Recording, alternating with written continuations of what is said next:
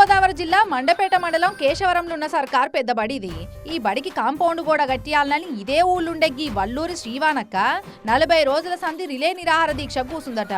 ఎండలేదు వాడలేదు, హైస్కూల్ గోడ కట్టే వరకు శాంతియుత పోరాటం అని బడి ముంగట ఫ్లెక్సీలు కట్టించి నడుం బిగిచ్చి ఉడుం పట్టు పట్టింది. ఇట్లా మరి బడికి కాంపౌండ్ గోడ కోసం నిరాహార దీక్షలు ఎందుకు? పిల్లగాళ్ళు చదువుకునేందుకు క్లాస్ రూమ్ నుంటే చాలు గాని కాంపౌండ్ గోడలు ఏమిటికి అని అనుమానం రావచ్చు చాలా మందికి. ఆ అనుమాన పడేటోళ్ళంతా ఈ సీన్ చూడాల్సిందే.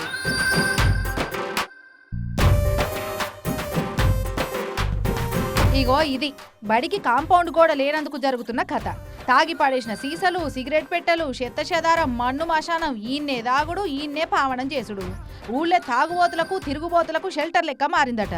చీకటౌడే ఆలస్యం గంజాయి బ్యాచ్లు, మందు బ్యాచ్లు అంతా ఈయన్నే సిట్టింగ్ వేస్తున్నారట. ఇక ఇట్లా అవుతుందని వాచ్మెన్ కావలి పెడితే ఆయన బెదిరిస్తున్నారట. అసలు బడులకు గుడులకు దరిదాపుల కూడా మద్యం అమ్మద్దని రూలుంటే బడికి 10-20 మీటర్ల లోపట్నే మందు దందా నడుస్తుందట. 10 మీటర్లు 20 మీటర్ల దూరంలోనే మందు అమ్మడం జరుగుతుంది, ఇక్కడ కొనడం జరుగుతుంది, తాగడం జరుగుతుంది.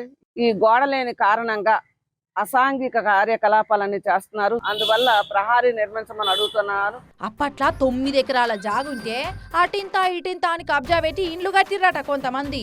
ఇది పద్ధతి కాదని వాళ్ళందరికీ పక్కా ఇండ్లు మంజూరు చేసినా ఈడికెళ్ళిపోతలేరట.